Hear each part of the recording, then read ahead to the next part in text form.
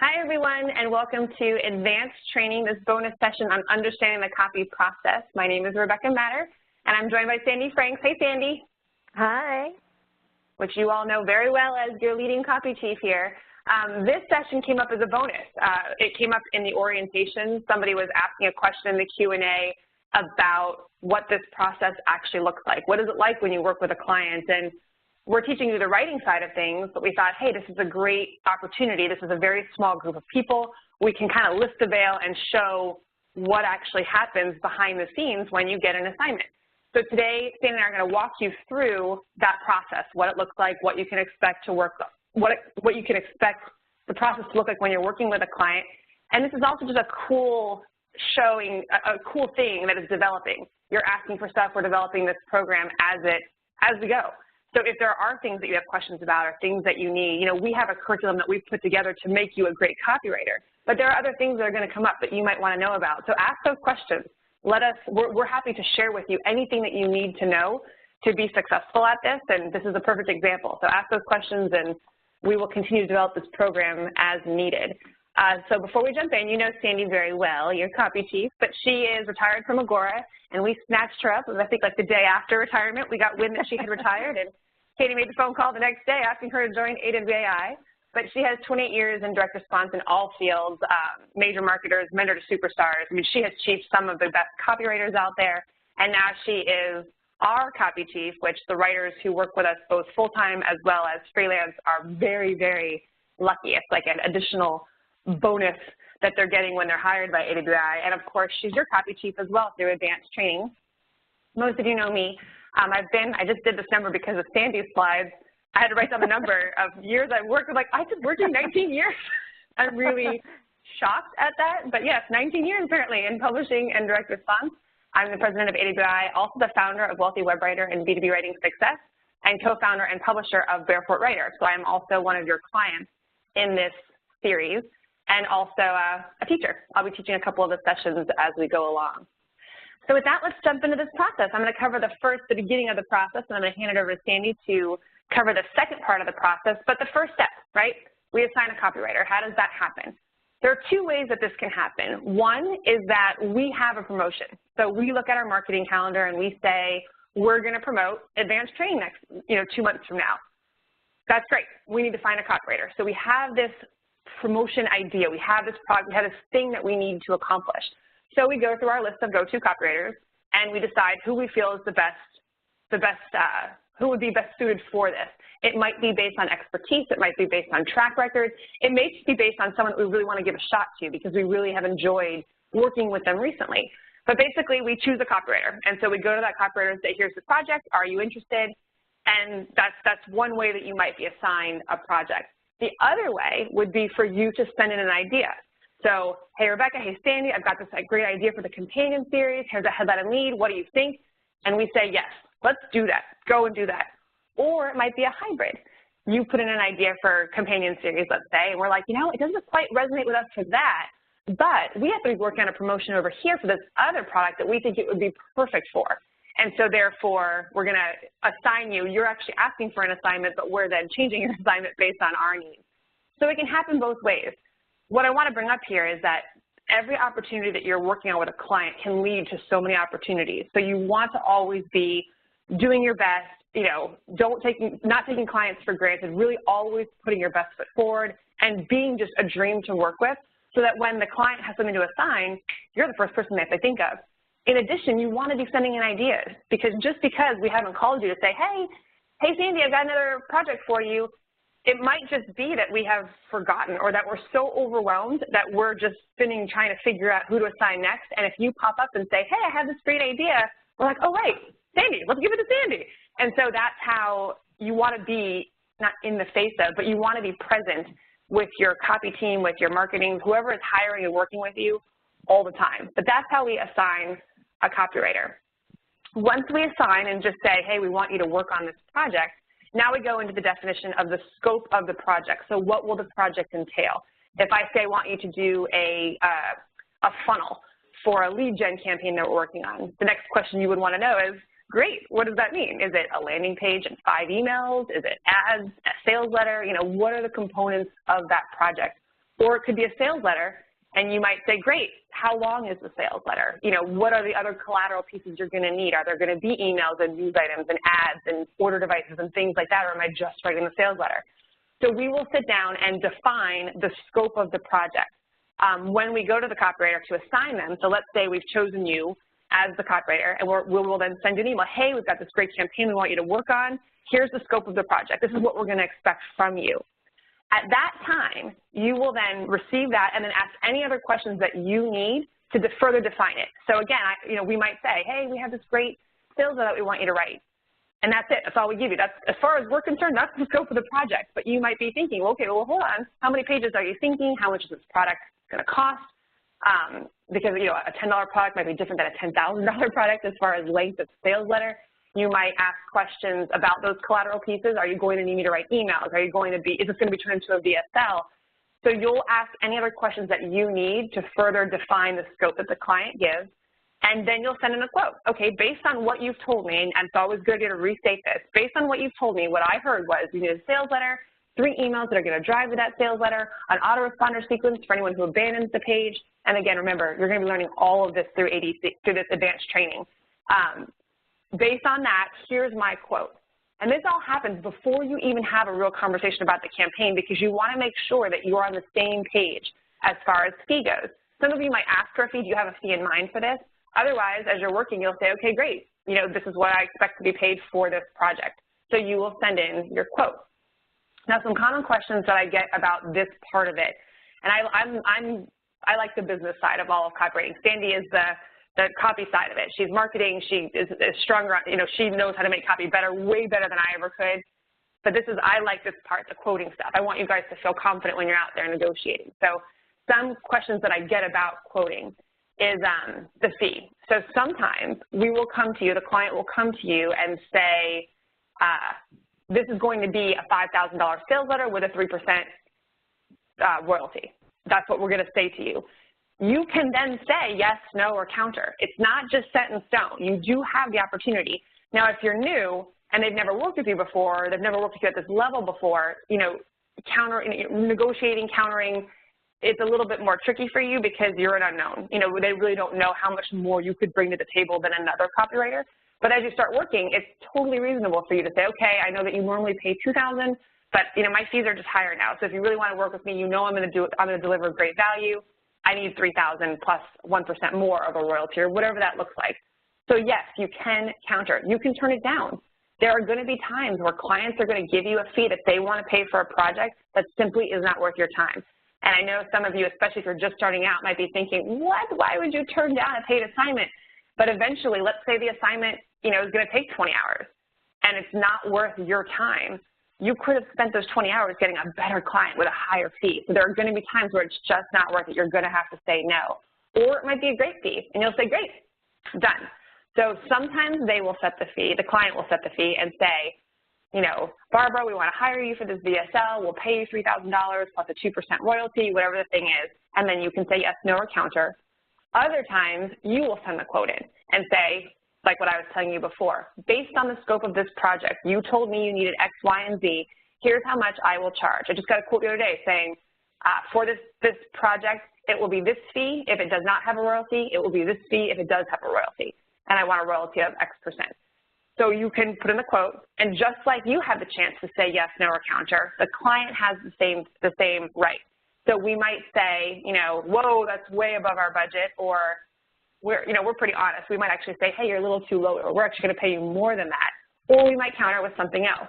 We may also redefine the scope of the project. So you might come back to us and say, hey, Rebecca, based on the scope, it's going to be $5,000. Here's the scope that, you know, we discussed.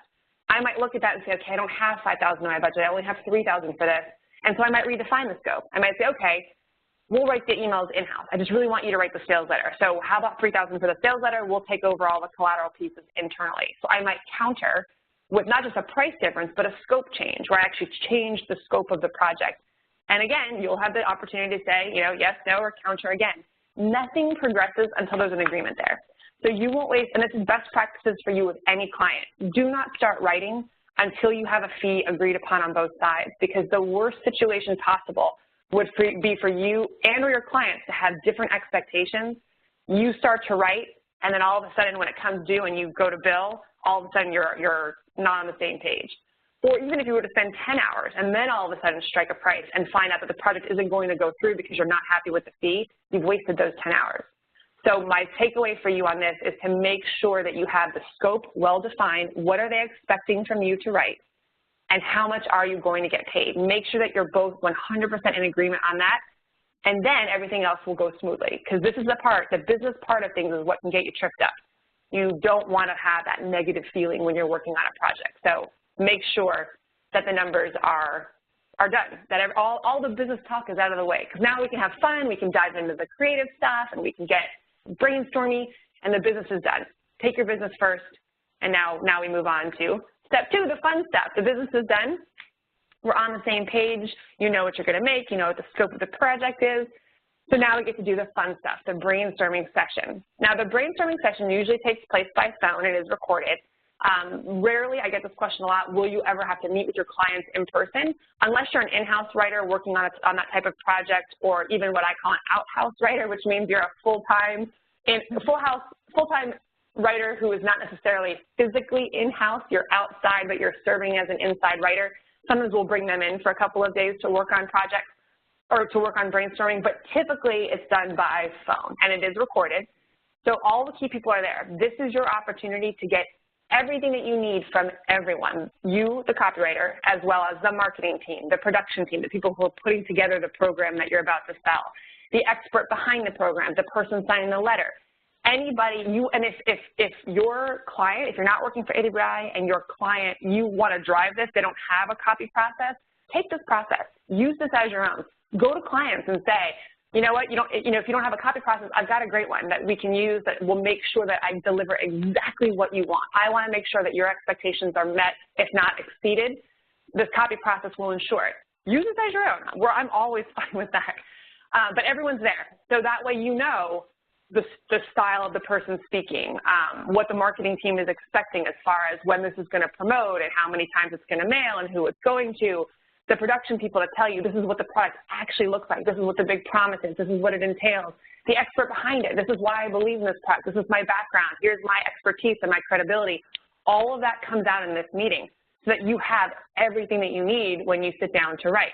It's funny, you haven't even started writing yet, right? This is just step 2. We've done a lot of business here, but this is your opportunity. All the deliverables will be discussed, what the copy is, the lift notes or otherwise emails. The order form, collateral material, you'll discuss all of that. At this point, your deadline will be set. So this is, you've had this conversation, you have everybody, you've got all your information, you walk away from this meeting ready to go work on your big idea.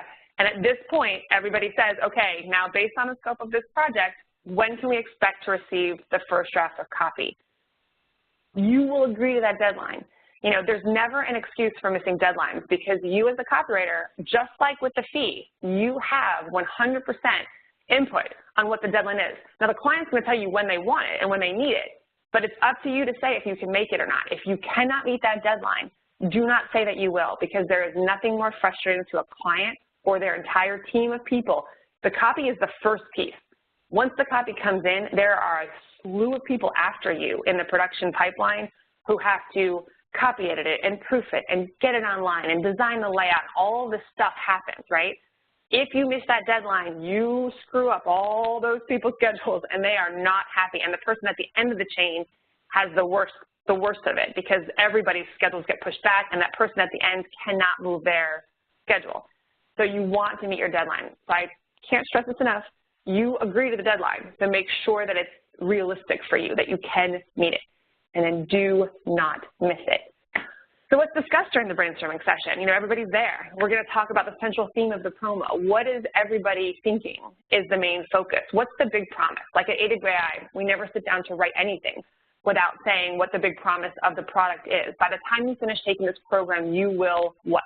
So like, for example, advanced training. When we sat down with the copywriter for this particular program, we said the promise of ADC, which is what we call Advanced Copywriting Training, even though it doesn't match the acronym, what we call ADC is by the time you finish this program, it will be as though you've had 2 years of working experience as a copywriter. That was the promise that we set out when we developed this curriculum. You know, the accelerated program for six-figure copywriting, the promise is by the time you finish this program, you will be able to do paid assignments as a copywriter. You will be able to work as a copywriter by the time you finish that program. By the time you finish advanced training, not only will you be able to work as a copywriter, but you'll be able to work as a copywriter who's had 2 years of hands-on, intense training, just like anyone who came to work for us as an in-house copywriter. We usually sign a 2-year agreement with them, and they would work with Sandy for 2 years, just like you're doing now. That was the central theme of our promotion. So now it's up for the copywriter, though, to come up with what the idea is. How am I going to come up with that idea that's going to eventually end up at that promise? But that's not the promo. That's just the theme of the promotion. And so we talk about that during brainstorming. We'll talk about premiums, if there are free reports, anything that we already know we're going to be offering. As a copywriter, you'll be able to also offer up other ideas. I love, like some of my favorite copywriters, Ray Robinson is excellent at this. I tell her, here's a couple of ideas for freebies, but you know what? You write whatever you want. You tell me what you want as a bonus, and I will make it happen. And she writes promotions, and we'll come up with like 2 extra webinars or 2 extra reports or whatever it is that need to be added in, because she feels like that would, there were a couple of little holes that she thought if we had these bonuses would have pushed the buyer right over the edge to make it a no-brainer. You as a copywriter can suggest those things. It might be during this brainstorming. It might be later. After you hear about the product, you might think, hey, Rebecca, love that product idea, but what if we had a pricing guide, like something, you know, there's so many components to this program. People need to know how to price this stuff. What if we walked them through a module where we went through negotiating the different, you know, ins and outs of a social media marketing campaign or whatever product we're working on? You can offer up ideas. You can also then offer to write those as a separate add-on to the fee that we've already discussed, which is a whole other conversation about leveraging every opportunity and, you know, increasing the value of everything that you do. But during this brainstorming, we will talk about premiums and free reports. We'll talk about the offer. We'll tell you about the price that we think it will be worth. You might have some input on that, or, you know, as a copywriter, you might feel like, ooh, that seems a little higher. Hey, that's really low. I just listened to the expert talk about how much value this is. I just listened to the production team talk about what's included, and you're only selling it for $500. Are you kidding me? It's worth so much more than that. You might change the offer. But we talk about what the price is, what we think the price is going to be, and what discounts we'll be offering at the time of promotion.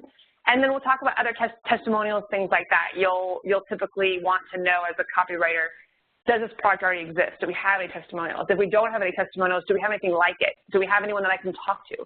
This is where you want to find out what the client has in terms of proof and credibility for the product itself, success stories, anything like that. And we talk about this a lot in the accelerated program, how you get those things if they don't have testimonials. But this is, you want to figure this out in the brainstorming, because there might be something here that could end up being your whole big idea. There might be this amazing testimonial that ends up being the center point, the main theme for your promo. So you talk about this stuff. Do we have any success? So on and so forth. You as a copywriter come to the brainstorming with questions. So usually you'll have kind of a, you know, you'll already know the scope a little bit. You'll know the big promise before you get there, just the basics. But now it's your time to ask. The expert has spoken, the product people have spoken, marketing team has told you. Now it's your turn. They'll open it up to the copywriter, and now this is where you go through your list. Anything else that you feel that you need in order to write this package. You'll still have access to people later on, but the more you can get done in this meeting, the more questions you can get answered, the more stones you can unturn, the easier it's going to be for you, and the faster you're going to be able to write. So come with questions. And then again, this is your opportunity. This is it. You got everything that you need. This is a very expensive call because you have so many people on the phone who are there for you. They're there just to provide you with whatever you need. So the more prepared that you can be, and I say that not to intimidate, but rather just to show you how much copywriters are valued. Everybody takes that hour out of their day or 2 hours or however much it is to be on, because this call is so important. So you want to take it seriously and be prepared when you do this brainstorming session. So questions you might ask, what bonuses, if any, we talked about that. If they don't bring it up, you want to ask, what's the guarantee? Is it standard 30 days? Is it 6 months? Can I do something interesting? Can I give a double guarantee or a plus 10%? Or, you know, you're going to talk about the guarantees. You'll ask them what that big promise is. By the time they take this program, what will happen? Other clients, you know, by the time they've taken the supplement for 30 days, what can they expect? What are the expectations of the person consuming this thing that I'm selling? And then questions about the expert or product itself.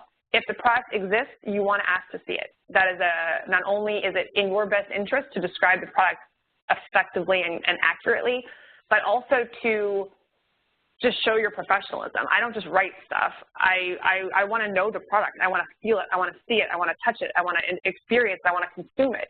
You know, that's actually a huge benefit for those of you in like health and self-improvement, things like that. You get to consume the product. One writer, Henry Bingaman, who's just like a huge rising star. I met him at the Web Intensive about 5 or 6 years ago. Now he's this huge financial rising star. But he, back in the day, was doing health, and he had this opportunity to write for this diet plan, but he didn't want to write about it unless he knew it worked. So he did it. And so he wrote me, he said, Rebecca, I got this great contract, and I lost 30 pounds. I did this diet program before I'm writing about it. So it's kind of a cool extra benefit or bonus to being a copywriter. But you should ask to see the product, and then why does the product exist? Is there any reason, like for advanced training, the reason this product existed is that we get asked all the time for this hands-on, feedback-oriented training. And there was this, I know I have the skills, and I understand what I need to do, but I'm still lacking confidence that I'm going to actually be able to do the job. And so we developed this as a way, because we couldn't do this just in a program. It had to be hands-on. We were going to have to teach you, you know, and really be in it with you. And so it needed to be a smaller group. And so we put this together as a simulation to give you the confidence that, yes, you can do this, and to know that it's one thing to read about swimming in a pool, right? It's a whole other thing to actually jump in the pool and swim. I can tell you all day long that you've got to kick your feet, you've got to hold your breath, and you have to move your arms. But until you get in the pool, you don't know what that's like. And so the fear of getting in the pool can stop you from physically getting in. So the idea behind ADC and why this product exists is because we wanted you to feel what it would be like, so that you would have that confidence, see your value, and be able to go out there and, like I said, be a force to be reckoned with. So that's that. So ask those questions. Why does this product exist? Why does the client think it's so important? And then after the brainstorming session wraps, you'll get a recording. It's up to you to take good notes, but you'll ask for the recording. And then the marketing manager typically will follow up. The person who hired you will follow up to confirm all of your deadlines and deliverables. You'll be working with a copy chief on your copy, but in our world and in a lot of worlds, marketing kind of drives that production schedule. So you'll be in touch with them, and that will be your point person on anything as far as timing, changes, things like that. So with that, Sandy, I'm going to hand it on over to you. Okay. See ya. There you go. All right. So now let's talk a little bit more about when we're having that brainstorming conversation and we're trying to nail down the big idea. And we've gone through the process, figured out some themes for the package, or rather the promotion, and we want to solidify the big idea. So what happens then is the copywriter will write out theme ideas. So we've had the conversation, we've talked about what we think sounds like a good theme, and the reason that the copywriter is writing out the idea down on paper is because there's this thing that happens when you have an idea in your head, and I always talk about translating that idea on paper. When you put it on paper, it may not carry the same excitement and tone and feeling that you had as you talked about the idea. So when you put it on paper, you know, it sort of becomes I don't want to say three-dimensional when you're talking about it, but when you put it on paper, it flattens out, and you want to just be able to see if that idea still can resonate in the same way that you talked about it once you have it on paper. And so your job as a copywriter is to write out those rough themes that were talked about in that brainstorming session. Then you'll have those themes, and you'll turn them into the copy chief, and maybe it's a marketing person, but generally the copy chief will be involved in this process. So we'll go through those themes and sort of pick out the one that really does seem to resonate and really ring true to the discussion that you had during the brainstorming session. And also the copy chief will provide suggestions. Hey, this one really sort of nails what we talked about, but if you do this one little thing to it, I think it'll really transcend and bring and heighten the idea even more. So all of that is then provided to you, or the copy chief could say, these ideas just don't seem to ring true to what we talked about. So here's a couple more, and there could be a back and forth conversation, and then you'll write down the ideas again and send back to the copy chief, and at that point, generally by then, the idea should really be resonating and it looks really good on paper. And then the copywriter, the copy chief, says to the copywriter, okay, this is looking good, let's go ahead and get started. You, as the copywriter, to start writing out the package. Now, before you write the entire package, we don't want you to go down that road and no one likes the work that you've put into it. So generally, after the theme is agreed upon and the suggestions are given to tweaking it, then we want to say, okay, let's get another glance, another snapshot of this idea, and ask you as the copywriter to write out the rough headline and lead that we could use for this big idea. And so you'll send those over to the copy chief. And also, you're going to provide more than one variation of that headline and lead is an ideal situation. 2 or 3 would be great. If you can send one, it's just, again, what happens is it could be back in that void of, well, even the headline and lead still isn't resonating quite as well. So let's see what other iterations might do it. So your job as a copywriter is to be able to offer up different variations of that headline and lead idea for the big idea. The copy chief looks at it, goes through and makes critiques to it, and then sends it back to you. And also at the same time, if it's really well done and it feels like, wow, this really does resonate well, it gets sent to a peer review process. And the peer review, usually in that are the people on the client side, which would be, the marketer, the publisher, maybe the editor, the guru of that particular product, if they have time. But the client will pick a group of people that they want to participate in the peer review process. And then you'll get that information back, will be given back to you, and generally during this whole process, the copy chief is the one you'll be doing most of the communicating with, although there will be times when the marketing director or the marketing person might contact you and talk about a few things. But usually if they're doing that, they've already had that conversation in advance with the copy chief. Okay, so you've gotten peer review, you have all the comments, and you're going through and you're writing your full draft, because now you've gotten all the yays and nays about what you initially submitted, and now you can go forward and write the full first draft. Once you're done that, you usually send that draft back to the copy chief, who is going to review it. And then that person will make critiques and edits and suggestions on how you could improve this draft. And they might go through and make, hey, this passage of copy would be better if you could add this to it, or maybe take this away. It isn't really necessary.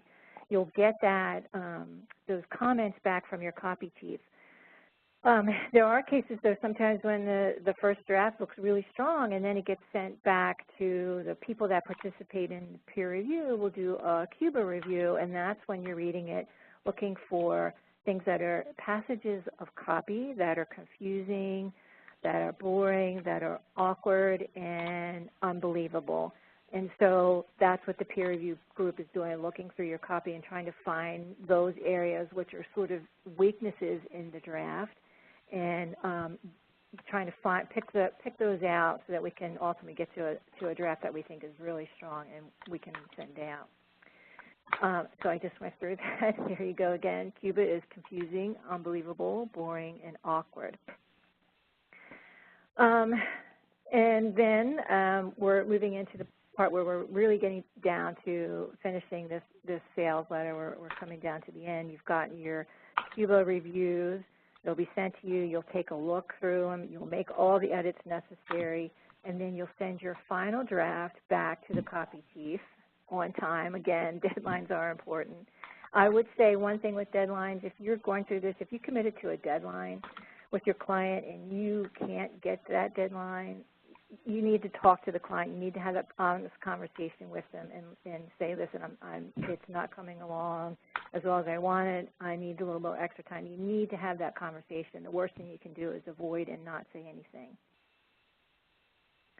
So I wanted to give you a look at what this process that I just went through looks like, so you can kind of get a sense of what we're talking about here. So here I'm going to show you some examples of some headlines and leads that were submitted by a copywriter that's working on a project for us right now. Okay, so this is one of a couple different headline and lead ideas or theme ideas that we were going to approach this product with.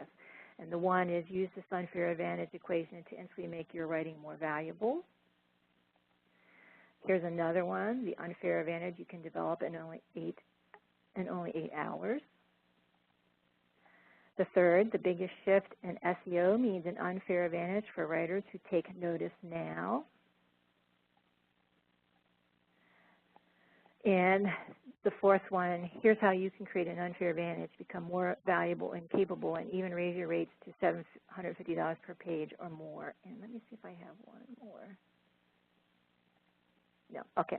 So of the ones that submitted, this is the one that as a group we looked at and thought, hey, this really does sort of nail that idea that we talked about in that brainstorming phone call. This is the one that sort of gets as closest to it. So then we said, then I, as the copy chief, said to this copywriter, okay, this is the one we want you to move forward with. This is the idea that resonates, so go ahead and start the process of getting some headline and leads together. Let's see. Okay.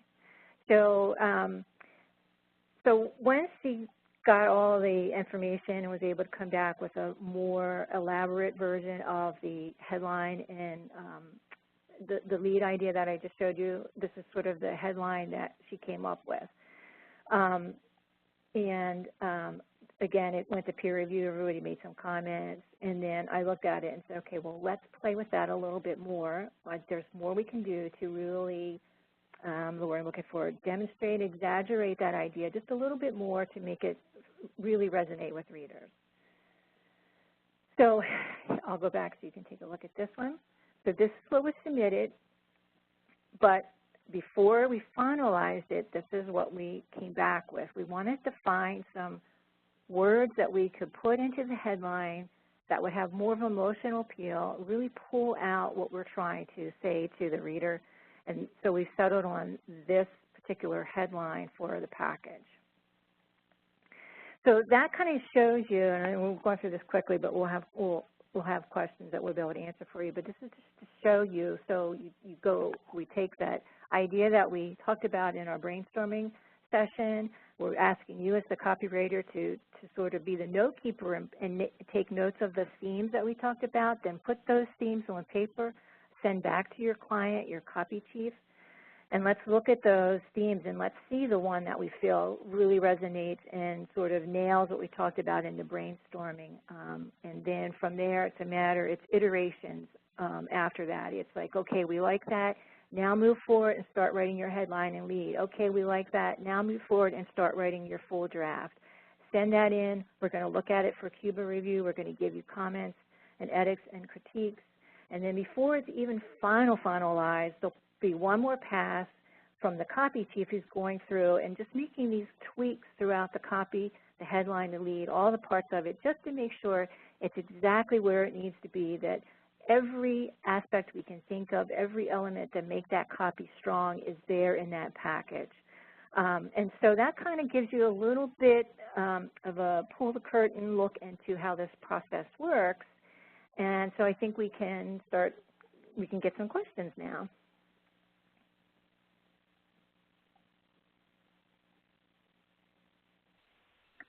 Sorry, I was muted. We have lots of good questions. I just want to talk about the one really quick about the communication between all these players. You're going to be hired by one person typically, whether it's the marketing manager, whether it was the copy chief director, there's typically one person. And so with the brainstorming call, all of that, it's up to that person to coordinate. You as the copywriter are just showing up. They're the ones making sure that everyone can be there. They're the ones who are touching base with the expert and the product people and the signer of the letter, all of that stuff. And you're just showing up like everybody else. So you're not ever responsible for any of that. Your job is always just to make sure that you have what you need and everyone is there for you. Should you need to be in touch with somebody afterward, it's just an option that you have access to the expert or the signer, people like that, but you can always just go back through your hiring person if you want them to get the answers for you. That is totally acceptable. Can you actually, I'm going to answer a couple more in the chat. Sandy, there's one question about the big idea and the promise. So we had talked about, like, you know, the promise of the product or the promise of the promotion or the big promise versus the big idea that you actually come back with when you're talking about your actual sales letter? Can you describe the difference?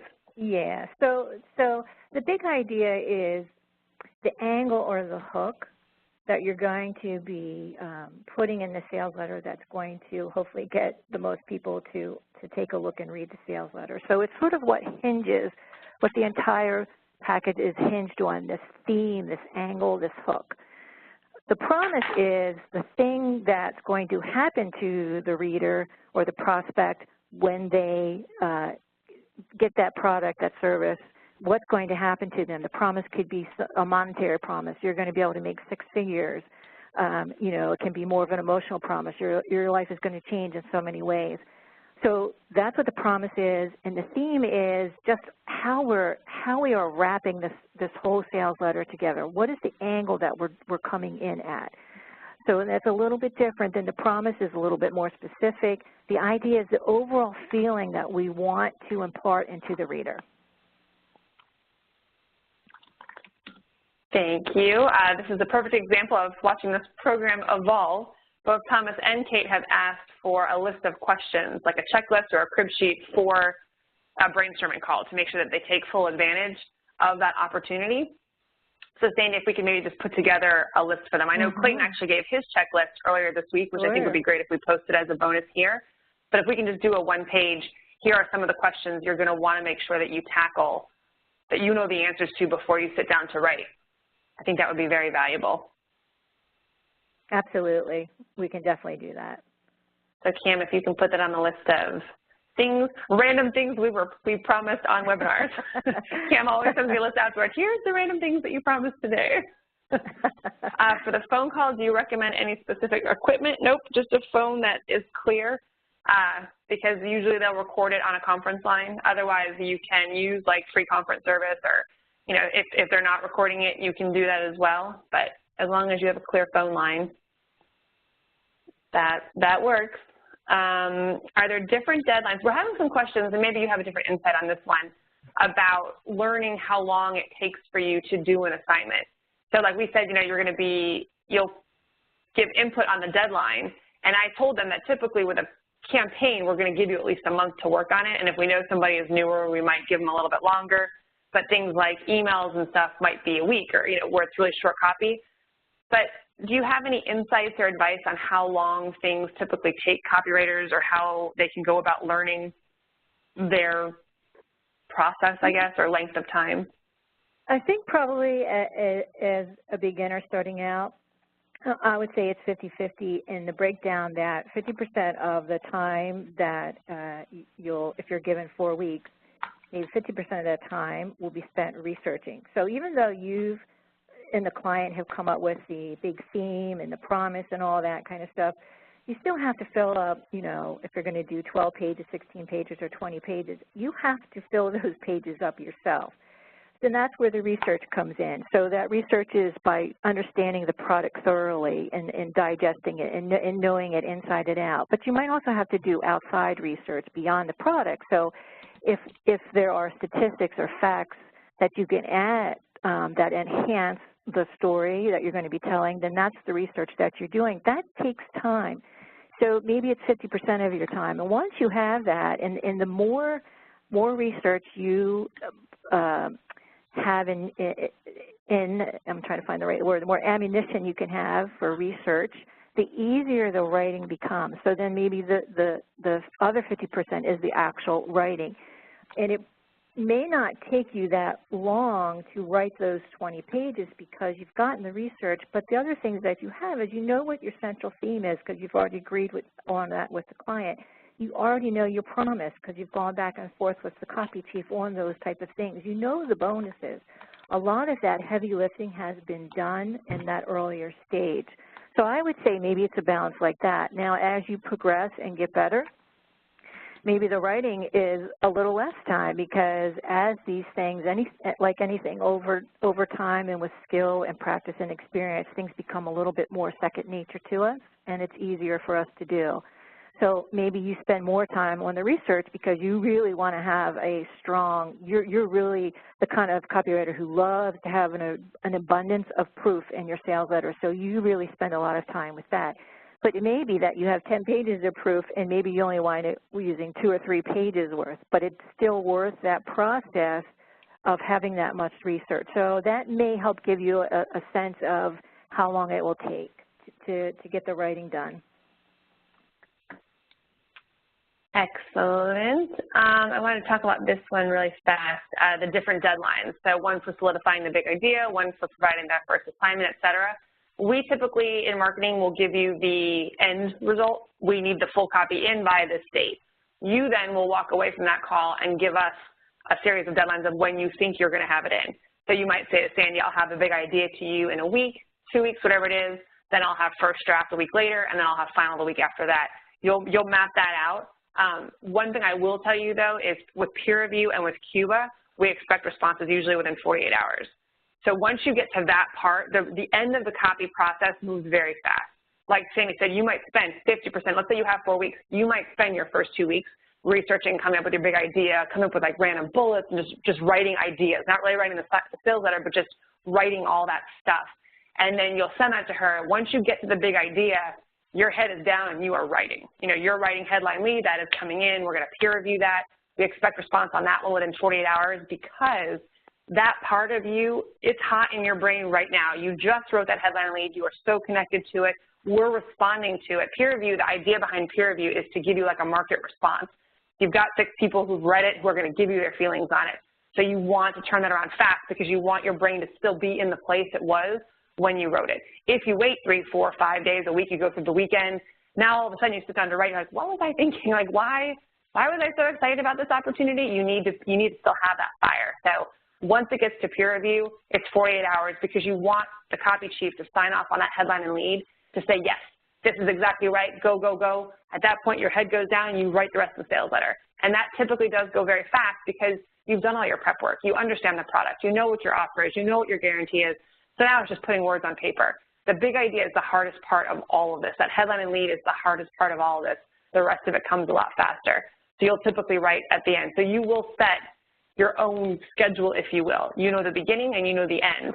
But when things come in between will be up to you. Just keep in mind that we do expect typically peer-reviewed stuff to come back within 48 hours. And that's for your benefit because you will lose the momentum if you wait too long. This is a good question, Sandy. What happens if the client is slow getting back with comments? Then your deadlines get crunched. How would you handle that if a client was late?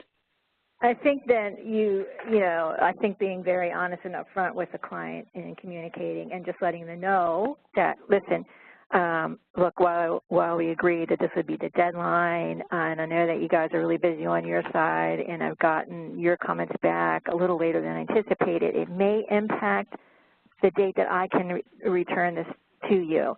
You just have to have that conversation. They may say, and hopefully you never know how clients will be able to say, well, that's too bad, the burden's on you. And that may be, that's what it comes down to, that then you have to scramble and be able to make that deadline.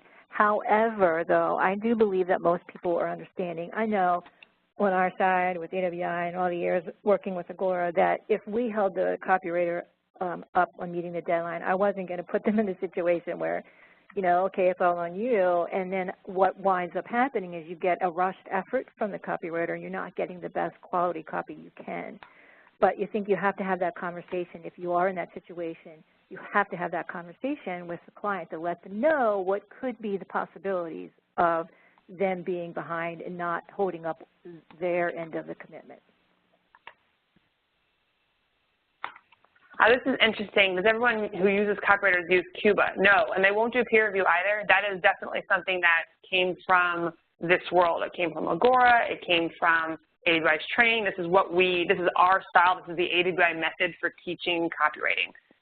That being said, the reason we have it is, for those of you just have a quick backstory on peer review in Cuba, back in the day, a copywriter, and this will happen to you, you will bring copy in, you'll submit it. This is not what AWI, this is any other companies.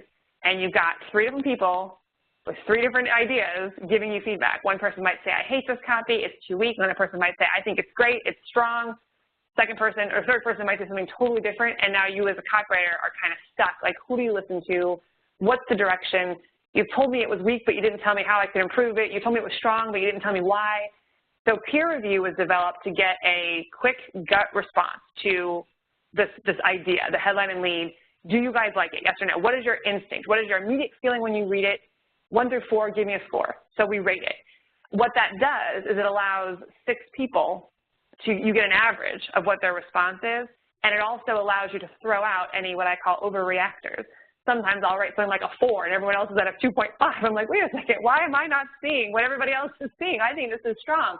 We throw me out. I get thrown out because I'm not responding the way the group is responding, or everyone else thinks it's a 3.5 and you get one person who says 1.5. We usually throw that person out because again, they're the anomaly. It's not the norm. What typically happens though is you get kind of like more of a wide range, like, 3, 3.2, 3.4, and then you're kind of in that good range and the market is all responding about the same, and so you move forward with it. That's what peer review is. In addition to peer review, during that process, you get something called copy suggestions. And the reason we do this is you're not allowed to say this copy is weak. I don't care what you think. You either give me, as a copywriter, that doesn't help me, right? That doesn't help me as a copywriter go back to the drawing board. You have to tell me how you think it could be stronger. So assuming it got a good enough rating, but I as the marketer or I as the expert or the copy chief feel that it's somewhat weak, I might say, hey, what if we change the headline to something like this? And I would give a copy suggestion, at which point the whole peer review team would be able to say stronger, weaker, or neutral. If it's stronger, I've now given you constructive feedback that you can take to improve your copy. You know the direction to take.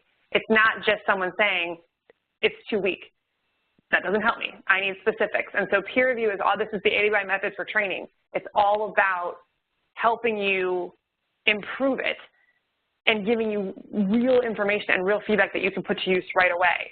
So teach that. If your clients don't have a process, teach that to them. Here's what I want you guys to do, clients.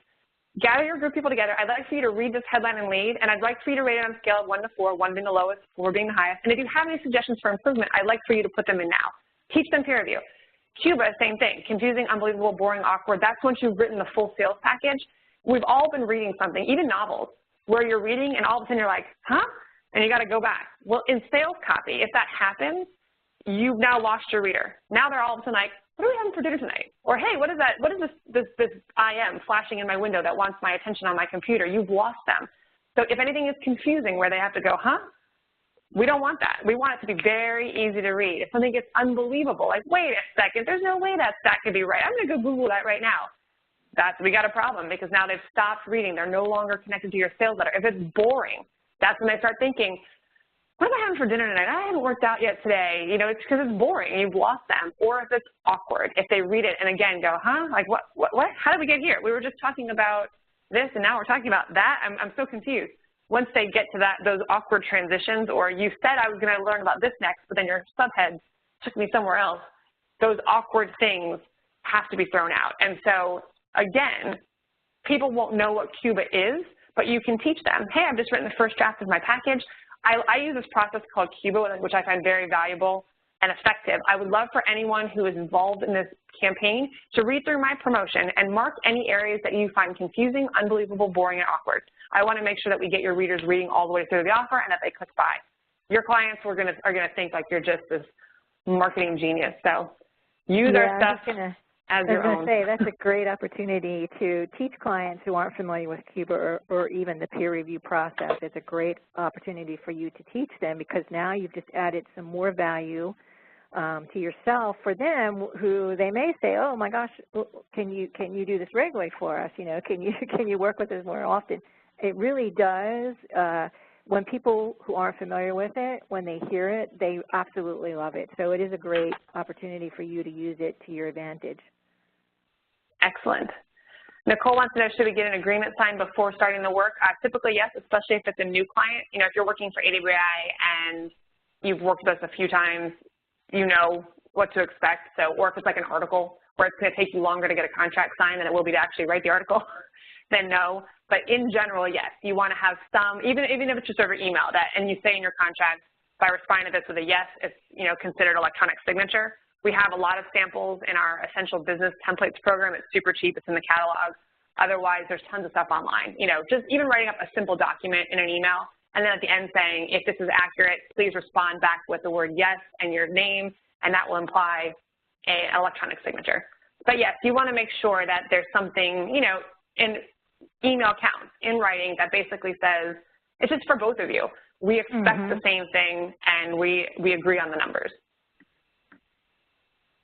I was talking about lift notes in the Q&A, and so Sandy, I described lift notes being in direct mail packages. The lift note is something that is put inside the package with the sales letter. It's in addition to the sales letter. It's usually like a simple page or maybe 2 pages, and its job is to lift the response of the sales letter.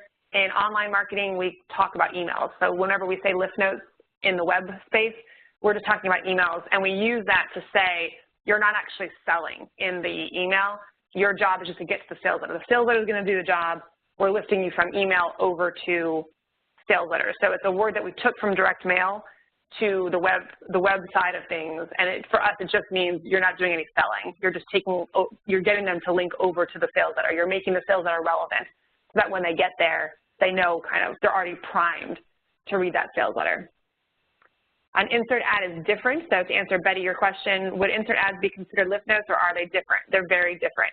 They're the same in function, and that their job is to get you to the sales letter, to prime the person, but the insert ad is showing up. The insert ad has to get someone's attention because in a page of all other stuff going on. Insert ads are typically appearing in newsletters and things like that, where there's a lot of other things that are competing for their attention. So the insert ad has to, like, while they're walking along down the path of the newsletter, has to grab them and pull them into this, you know, into the side street. So that's the insert ad. It's a little bit different. A lift note or an email I'm sending to you, and you've decided to open it. I've already got your attention. There's nothing else in that email that's trying to compete.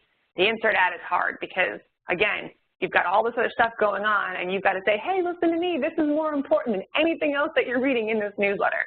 So I love that we started with those because they're really important, and they're hard. Very much. All right.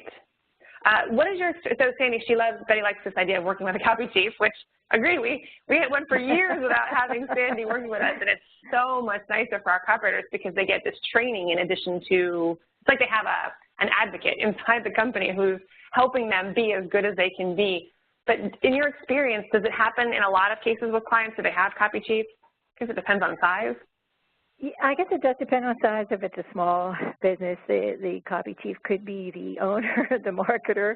But the bigger the company, then yes, it's more normal to have a copy chief whose function is really just to concentrate on the copy side of the business. And so that is their job all day long, is to look at copy and how can we make it better, how can we improve it, how do we make sure that the idea is strong. That's what a copy chief does. So most companies do have copy chiefs, and they work with the copywriters, whether those copywriters are freelancers or in-house copy teams.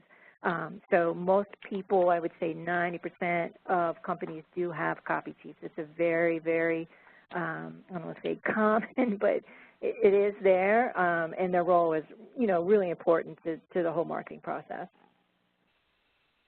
Excellent.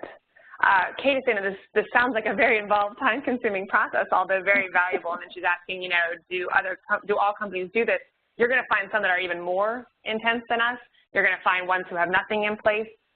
But to me, if I'm making an investment, I'm going to protect that investment and make sure that I get a really good return on it. We're paying you thousands of dollars. You better believe that my team is going to take it seriously and that we are going to invest the time. That being said, what we've showed you is like the minutia. We've given you so much information today. It's, you know, literally walking you through the entire process, just tiny little bit at a time, whereas normally this process is only like, it's not that intense. It's 1 hour here, it's 1 hour there. For what you see as a copywriter, it's, you know, you're talking a couple of hours in addition to your writing time. But we broke it down for you in the smallest detail to make sure that you really understood each piece of what we're trying to accomplish. We're teaching you why we're doing it, not just what the process is.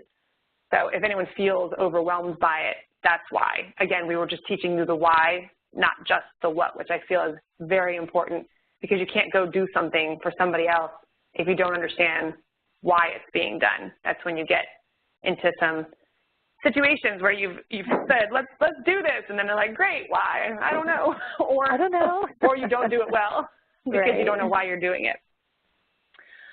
Oh, right, which is actually, not to plug AWI, like I mean, you're already here, so you already love AWI as much as I do, but that's part of what we pride ourselves on, is not just knowing the what.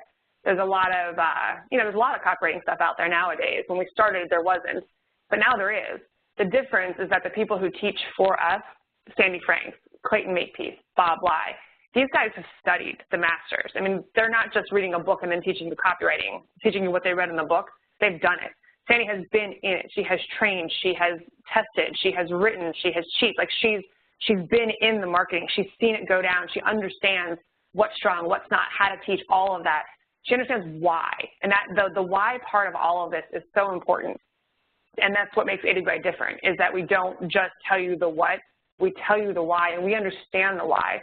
There are a lot of marketing gimmicks that work out there today, but they're not going to work for long. They're just short-lived gimmicks because the person doing it doesn't understand why it's actually working.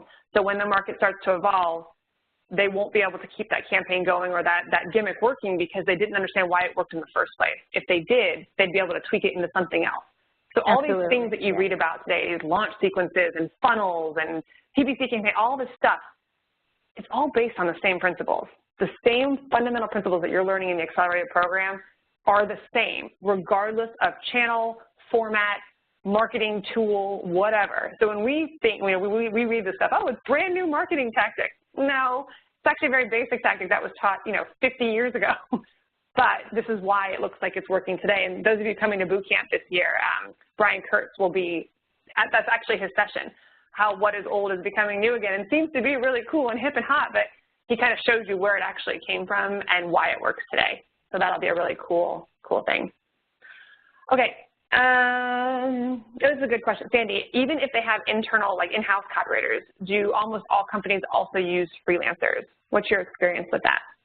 It's mixed. There are some companies who will just do exclusive with their own in-house team of copywriters, but there are plenty that will still have an in-house team but also use freelance copywriters. And the reason why they do that is because they're looking for an outside copywriter comes in with a different set of experience and worldview, and their style writing could be a little bit different. So sometimes they want to bring an outsider in who has that different view, who brings a different perspective and a different style and tone of writing to copy than what they normally do. Every company generally will start to fear where everything will start to the copy that they're putting out kind of falls into this certain style. It's what works. So whatever works is what you continue to do. And so sometimes they want freelancers to come in and say, hey, we just want to try a different approach and someone new. And then who knows, if you work really well, they might to invite you to join their team. So it is a mix, but I would say that in most cases, if they even have an in-house team of writers, there are instances where they will want to use freelance writers. And even if, their in-house team is doing the main parts of the sales letters, they might want to hire freelancers for the collateral work that needs to be done, those things that, we've been talking about, like lift letters, funnels. Sometimes they don't want their top copywriters to work on those things. They'd rather have them work on the sales letter and have other people write the collateral pieces. And so it's sort of finding the right way to maximize all their resources. So just because they have an in-house team doesn't mean there isn't an opportunity for you as a freelancer to get some kind of assignments from them. Very good. Yeah. We were just talking about this the other day, too, with Clayton on the side. He was saying, this is such a great day for copywriters, because even if you don't want to be the A-level, 40-page sales letter writer, that doesn't matter, because he's happy to take that job, because that's his wheelhouse. He can write all the collateral pieces, but that's his wheelhouse. He would rather write a sales letter every 7 days and collect his millions than spend all that time writing the collateral pieces. So you as a copywriter get to work with this A-level copywriter. You get to work on the sales letter that he writes, writing the emails and ad inserts and news items and all the other pieces that are needed for them. And that's like, you're talking dozens of additional pieces of content. So he feels like the opportunity is so much greater for copywriters today because of all of that collateral work. And you can't reuse them. It's not like we can keep using the same emails. So we might have a campaign, the copywriting program we've been promoting with one of our sales letters for 19 years now. we can't run the same emails. We still have to write new emails and new ad inserts. And you know, the copywriter, Paul Hollingshead, who wrote Can You Write a Simple Letter, he's not going to go back and write us new emails every time. You know, we've got writers who are going to do new inserts and all that stuff. So the opportunity is just so much bigger for copywriters today than it was back in the days of direct mail when a company might need 4 letters a year. You know, and that was it. Now we need those 4 letters plus 42 pieces for every letter that we bring on. And I mean, it's just insane. Nora wants to know, what is your experience on holding your ground with the graphic artists and others? Oh, this is a good question, that the copywriting is important or most important to the project. So what do you do if the web designer or the graphic designer or marketing or somebody starts mucking about with your copy in a way that you feel very strongly about? I think you have to voice that concern, and you have more leeway to be able to voice your concern with the more experience you have in writing copy and having success behind you. So there are some copywriters. There's one copywriter in particular, Peter Betchel, who I worked with, who was very, let's say, precise in what he wanted his package to look like. That now we're talking a couple of years ago, he would even cut magazines up and say, I really like this typeface, can you match this, and send it in. And so, you know, and then he would draw little thumbnails of how he wanted the pages to look. And so we would do our best to match what he wanted. Now, this is a copywriter who pretty much every time you used him would get you a successful package. So it was like, okay, he really had a very strong opinion of what he wanted his package to look like. So you do get a lot of leeway if you're there. Now, if you're just starting out and, you know, you may not have as much leeway, but I think it's important for you still to voice your concern. Look, I'm a little worried that this graphic may distract the reader from looking at my copy. And mainly what you want the graphic to do is just enhance what you've written. So maybe you might say to the client, can we have, instead of a photo, maybe we want to have a pull-out quote. Can I just come back and give you some pull-out quotes that I think would make this look better? So it is a collaboration process, and hopefully you really never come across a client who's like, no, we don't care what you think about graphics. We're really good at this. We want to do it. If you are in that case, really the best you can do is just sort of voice your concern, so that if something doesn't work, you can say, well, I just, you know, I was concerned about that. Now can we test it the way that I would like to see it work? So there is an opportunity to turn that, you know, I have an expression, and we've all heard that, of turning lemons into lemonade. So, you know, if it doesn't work, you can come back and say, okay, if we did it like this, I think we could see a better, you know, result if we did it the way that I think this should work. But you just have to voice the concern, and you can't be afraid not to talk to your client about these type of issues. I 100% agree. And you could, you know, to take it a step further, you could request to test it up front. Like I feel strongly about this subject line over that subject line, or I think this graphic, you know, would you mind us testing it? If they're set up for that, and if they have a big enough universe they're going to, they might be able to do what's called an A/B split test, where you test, you know, half the people are going to see one thing, half the people are going to see another thing, and then you look at the results. Again, that will come a little bit more with time and how much experience you have. Dan Kennedy, we worked on a promotion with him. You better not change anything in his sales letter. Like, he sends it over to look exactly how he wants it, funky fonts and all. Do not mess with his sales letter. He'll notice that one font is wrong. But most copywriters just starting out, what they'll do is they'll, like Sandy said, they might look at other ones and say, I like the starburst here, or, you know, I'm thinking if you could put a timer in like this right here, so you can put those design notes in there. But yeah, if someone does something to your sales letter that could distract, you do want to just raise it politely. You know, you don't want to be defiant, or like, you know, just, you don't want to be that guy. You know, you can say it in your head, told you so, told you so, told you so when it fails, but you don't want to say that out loud. All right, yay, Martin says, really great stuff. I just landed my first official client. Man, this program works fast, Sandy. Oh, wow. I will be reviewing the process in depth with them even more than I already have at this point. I'm very thankful for this training. Martin, you made my day too. You and everybody. They're just, nice. This is great. Betty says, in other words, don't act like a prima donna. That's correct. And hey, Martin, I'd love for you to email me. I'd love to profile you. And for everybody, when you land your first client, one, we are really good at celebrating. You know, Kate and I have said this for years, that we love to celebrate. We hired Sandy because one of the reasons is she likes to celebrate too. She is my copy chief and chief celebrator right along with me. So we want to know this stuff as you guys are uncovering new clients, better ways of doing things. You want stuff from us. You know, let us celebrate in this journey that you're taking. We understand. We know what you're going through, as do each of you individually. So use this group, share with us, and then let us add a little what I call fuel to the success fire. I'd like to, whenever you've got that first client, the next one is right around the corner. So you don't want to stop that momentum. You want to pick up the phone again. You want to reach out to one more person because now you're running on adrenaline and you've got momentum. And it's so much easier to get more clients when you have clients. It's just part of it. Just like it's so easy that all these job opportunities appear when you're working, right? All these dates show up when you're married or when you're dating. I guess that's an inappropriate analogy, but you know what I mean. All the dates are there when you already have a boyfriend or a girlfriend, and it's when you are looking, it's harder when you're just starting out. The first client is always the hardest to get. So keep on opening the next door, picking up the phone, sending out the next email, whatever it is. And if you wouldn't mind, email me, Martin, ask Rebecca at awaionline.com. I'd love just to profile you and do a news story on you. We find that whenever we post one of those news stories, the next email I get is, hey, just got my second client. Hey, they just increased the scope of the project, whatever it is. It's like this weird thing that happens. So we want to fuel up that success.